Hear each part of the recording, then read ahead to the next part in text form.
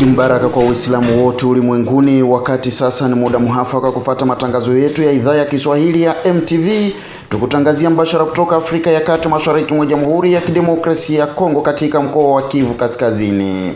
Hujambo na karibu tena katika awamu yetu hii ya matangazo. Mimi ni Jeremy Hassan Kiawere, na hapa kwanza muktasari wake. Waislamu nchini Jamhuri ya Kidemokrasia ya Kongo waomba watu wote kuchangia upatikanaji wa amani na usalama kwa njia zote zinazofuata kanuni ya serikali ya Jamhuri ya Kidemokrasia ya Kongo. Bila amani hakuna kitu ambacho mtu anaweza kakifanya na kikaendelea. Si kazi, si mahusiano. Amani ikiharibika, kila kitu kinaharibika. Kwa watu wote ya kwamba jambo la kwanza wajitahidi kwamba kuweza kuhifadhi na kulinda amani kwa ajili ya maslahi ya nchi na maslahi ya watu wote kwa ujumla. Na shirika la reli nchini Tanzania limeanza mchakato wa ujenzi wa reli ya kisasa ya SGR mkoani Arusha. Yale mafuta ili yaweze kurudi kwenye nchi zingine hizi, una namna mbili: aidha ujenge bomba lingine la mafuta yaliyosafishwa kurudi kule, au utumie reli. Kwa hiyo unaweza kuona kwamba reli ya kaskazini umuhimu wake ni mkubwa sana kwa kiuchumi. Mtazamaji na msikilizaji wa MTV, ni yale machache kati ya yale mengi tulionayo katika meza yetu ya MTV ya siku ya leo ya 30 March mwaka 2025.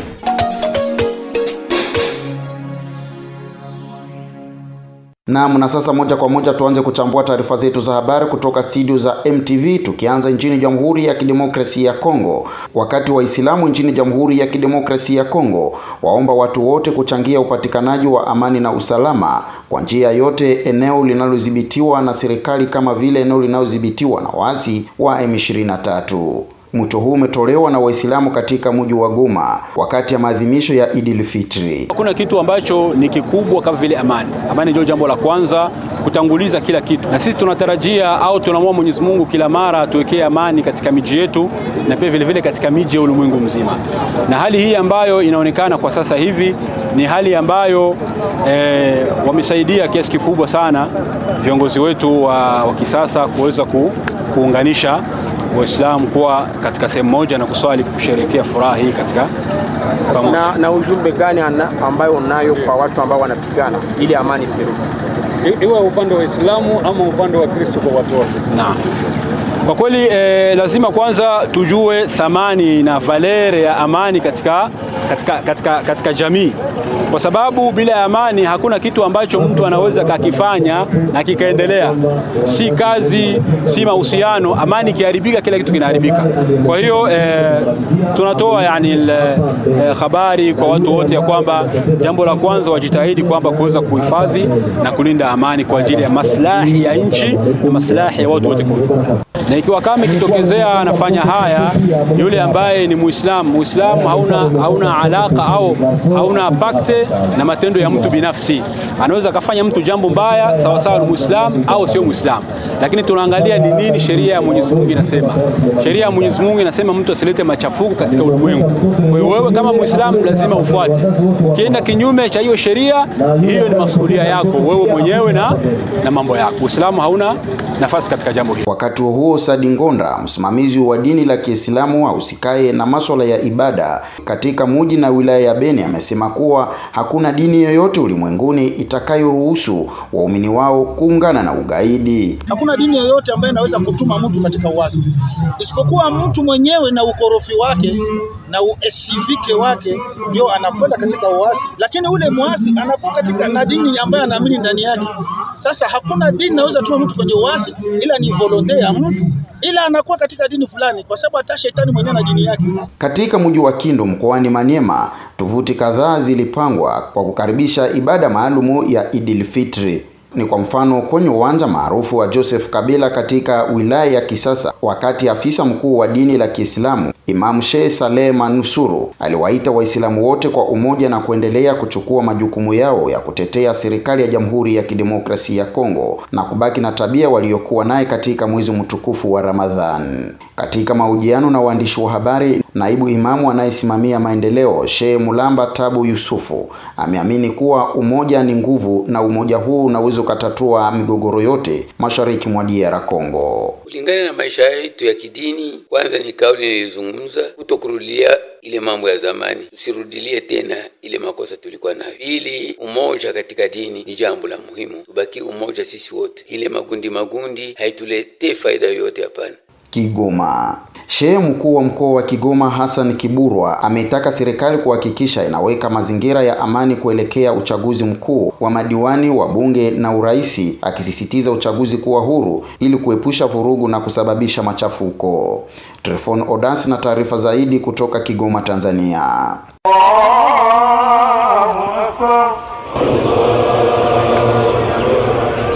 Wakiwa katika ibada ya Eid al-Fitr, mamia ya Waislamu wameshiriki ibada hiyo wakimtukuza Mwenyezi Mungu kwa kuwaongoza katika kipindi chote cha mfungo wa mwezi mtukufu wa Ramadhan. Katika hotuba ya Shehe mkuu wa mkoa wa Kigoma Hassan Kiburwa kuelekea uchaguzi mkuu, haki itendeke kwa viongozi watakaochaguliwa na wananchi kujiepusha na vurugu. Wito wetu ni kwamba uchaguzi uwe kwa haki na uadilifu. Wito wetu sisi ni kuhakikisha kwamba hakuna mtu anayeleta fujo na kuharibu uchaguzi. Kwa hiyo kwa viongozi wote wa kidini tuwasaidie watu kupata haki zao za kuchagua na kuchaguliwa. Na tuwaombe wenzetu wale ambao wana nia mbaya ya kukania kufanya fujo waache. Katika hatua nyingine, Sheikh Kiburwa amewataka Waislamu kuyaishi mafundisho mema ya Mtume Muhammad kwa ajili ya kujali watu wenye uhitaji. Katika mwezi wa Ramadhani tumejifunza mambo makubwa, tumejifunza economy, uchumi wa maisha yetu, namna ya kutumia polepole, alhamdulillah. Katika mwezi wa Ramadhani tumejifunza namna ya kusaidiana. Kwa hiyo kila wakati unaopata fursa msaidie wenzio. Sio kila unachopata ni chako, kingine sio chako, vingine unapewa ili wasaidie watu wengine. Akizungumza kwa niaba ya serikali ya Tanzania, mkuu wa wilaya Kigoma Dr. Rashid Chwachua amesisitiza utunzaji wa amani wakati waumini wa dini hiyo, wakiomba kila Mtanzania kuwajibika na kujiepusha na vitendo vya uhalifu. Tudumishe yote yale ambayo tumeyafanya kwenye mwezi wa Ramadhani. Tuendelee kutunza amani yetu. Mji wa Kigoma umetulia. Leo kama mji hautatulia, watu watasema wale wameanza upya. Tukasherehekee kwa amani na kwa mila na desturi za mtume wetu Muhammad sallallahu alaihi wasallam. Kila mmoja kwa nafasi yake anayo nafasi ya kutunza amani.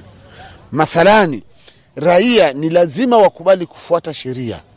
Kwa mafundisho ya Uislamu tumefundishwa tumtii Mwenyezi Mungu na watu wenye madaraka juu yetu. Kwa hiyo hii ni namna moja kulinda amani.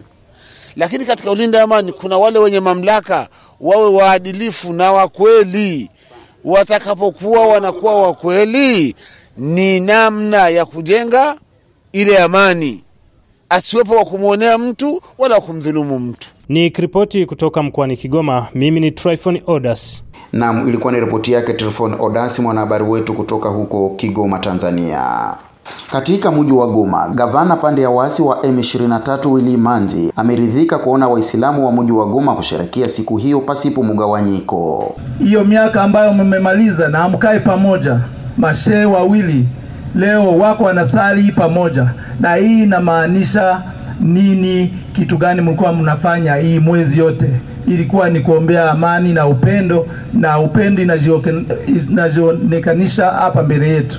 Na hii ni mwanzo tu, na hii ni amani ambayo M23 inaleta hapa, ni ile changement ambayo M23 inawatakia sisi wote. Na hao ambao wanaendelea kusema eti sijui M23 inatoka, kuna watu ambao wako UNESCO, wengine wako huko sijui Utembo, wanawaambia eti tutatoka hapa. Nataka niwaambie, kama mna swali Mungu atawaambia hatutatoka hapa. Hatutatoka hapa. Ile changement ambao tunasema tutaendelea mwaka ingine, mwezi ingine tutasali tu hapa sisi wote.